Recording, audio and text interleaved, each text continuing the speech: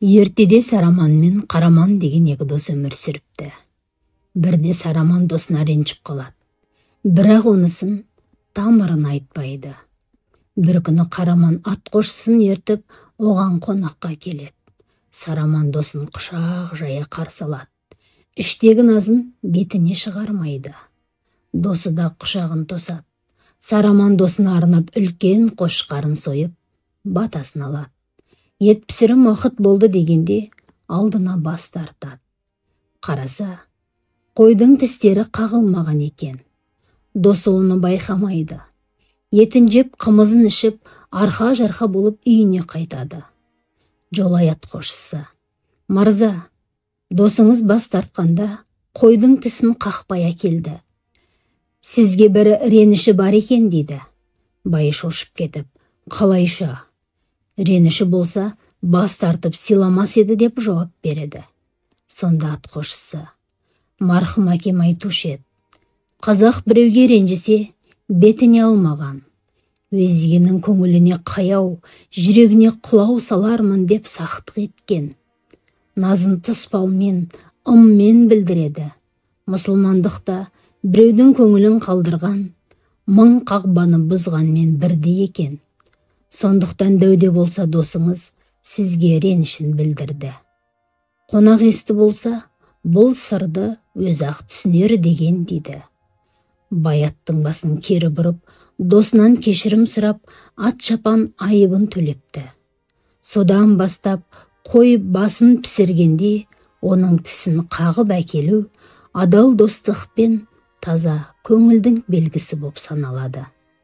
Бастың тісін қақпай әкелу өкпе назды білдіретіні туралы Зейнеп Ахметованың «Бабалар аманаты» кітабында да мынадай үзінділерде келтірген. Атаға шай келіп кете берейін деп едім, отыра тұр дегендей иегімен қақты. Бір кесе шайды ішіп болғанша мен жаққа бірнеше рет көз тоқтатып қарады. Ата тегіннен тегін бұлай қарамайды. Өзімнен өзім қуыстанып қыпылықтай бастадым. «Сыйқың бар болсын. Неменеге көзің жыпылықтап берекең кетті» деді. «Сіз қайта-қайта қарағанға не білдірдім деп сескеніп отырмын» деп сөйледім. «Әзірше ештеңе білдірген жоқсың. Бір нәрсе сұрайын деп отырмын. Алматының базарында қой сатылады ма?» дегенде таң қалғаным. Ата қолыма ақша ұстатады, бірақ нені қайдан алатынын, қай заттың қайда болатынын, қанша тұратынын ешқашан білген емес. Сұрап та көрмепті. Кейде бір заттың қанша тұратынын айта бастасам, онда менің шаруам жоқ. Есебіңді өзіңе өзің бере бер, маған айтпа деп қолын сермеп тыйып тастайды. Енді келіп ойламаған жерден қойдың жайын сұрап отыр. Маған керек болғанда Камалға айтам, сол бәрін реттеп әкеліп береді. Мен мал сататын жерге барып көргенім жоқ, қайда екенін білмеймін» дедім. Камал құда білсе бопты.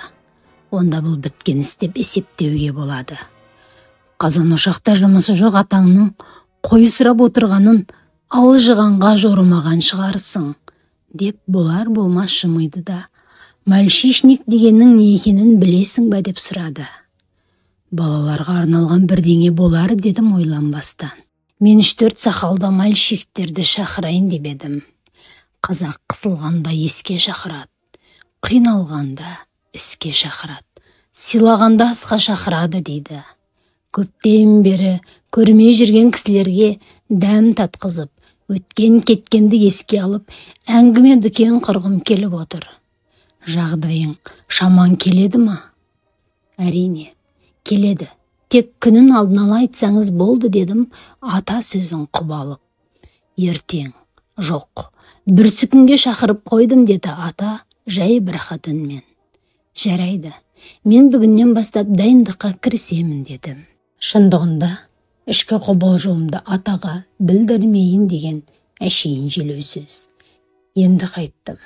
Алдын ала неге ескертпеді? Үлгеремін бе? Күдікті ойлар жұдырықтай басымды кернеп жіберді. Рас, біздің үйге ойламаған жерден аяқ астынан алыс жақын кісілер келіп жатады. Үлкені атаның шаңырағы болғандықтан қамсыз жүрмеймін. Жақсы дәмдерін қонағына сақтайтын қазақ әйелдерінің әдетін Құдайға шүкір, мен де білемін. Алайда бұл жолы ата арнайы қонақ шақырып отыр ғой. Болжаусыз келген қонақтан бұның жөні бөлек. Көз қорқақ қол батыр дегендей, әйтеуір бәріне үлгерген секілдімін. Аталар өте көңілді отырды. Жиі оқалап, қарқылдап күлгендері естіліп жатты. Мен қажет кезде ғана керек дәмдерін алып кіріп шыққаным болмаса, ол жерде отырғаным жоқ. Бақытжан біраз отырып, рұқсат сұрап шығып кетті. Өздері емін еркін әңгімелессін дедік. Түске келген қонақтар кешке бірақ қайтты. Аталары маған бата тілек рахметтерін айтып, ризашылықтарын білдірді. Қонақтар кеткен соң жаңалап шай жасап, енді өзіміз дастархан басына отырдық. Байқаймын, атаның қабағы салыңқы, үнсіз отыр. Дастарханың толымды, астарың дәмді болды. Әсіресе ұмытылған тамақ қой мыналар, деп әсеппен сүт құйылған өкпе оларға қатты ұнады. Бірақ соның бәрін сен жіберген 4 қателік жуып кетті. Қонақтар оны байқады, байқамады дей алмаймын. Ал мен анық көрдім. Дегенде дымым ішіме түсіп, көзім қарауытып кетті. Бүріскенім сонша құрттай теске сиіп-ақ кетер едім. Ол не әке деп Баукең әкесіне қарап, бірақ ата маған қарап, маған арнап сөйледі. Біріншіден, есі дұрыс қазақ әйелі қонаққа бас көтеріп кірмейді. Жаман жақсы болсын, бас ең аман. Екінші қателігің басты шиде жағымен әкелгенің. Қой шидесімен емес, тұмсығын алға беріп жүреді. Үшінші қателігің қойдың тісін қақпай әкелгенің. Бұл ең алдымен тазалық. Қой тісінің түбінде не жатқанын қайдан білесің? Шөп жейтін, жем жейтін мал ғой. Содан кейін мұның екінші мағынасы тағы бар. Қазір ұмытылған, көне көздер болмаса, көпшілік біле бермейтін жағында айтайын. Қазақтар талай нәрсені тұстар ишара арқылы білдірген текті халық. Соның бірі осы қағылмаған тіске байланысты. Силасып жүрген екі адамның біреуі әлденеге ренжіп, бірақ соны сөз көбейер деп айта алмай жүрсе, өзі ренжіп жүрген адамы үйіне келгенде етпен бірге алдына тісі қағылмаған басты қояды. Сонда бас ұстаған адам, ей, мынаның ішінде маған деген бір қыжылы бар екен. Тісім басып жүріптау деп ұға қояды. Ары қарай реніштің түйінін шешіп, түсінуге бет түзейді. Ал 4-ші қателігің басты қас қаламай әкелгенің. Талайлар бұның мәнін ұқпайды. Ол 4 құбылаң тең болсын, маңдайың ашық болсын деген ізгі тілек. Мен сенің қателіктеріңді бетіңе басып, кемсітейін дегенім жоқ.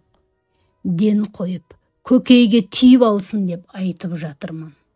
Сен болсаң, ұңжырған түсіп тауың шағылып, аласырып отырсың. Жөн сөзге жасыма, ұқтың ба деп ата орнынан тұрды.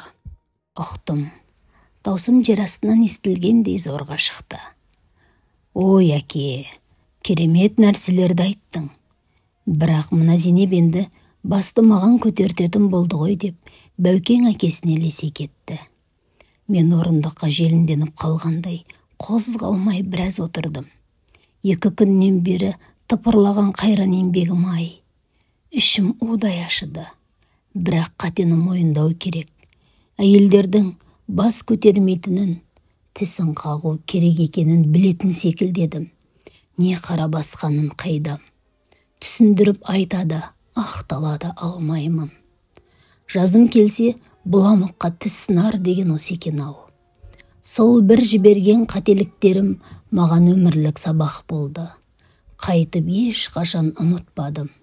Қазақи тәрбие мен ізет құрметті білдіретін атаның бас төңірегіндегі әңгімесін өзімнен кейінгілерге үлгі ретінде айтудан жалықпай келем.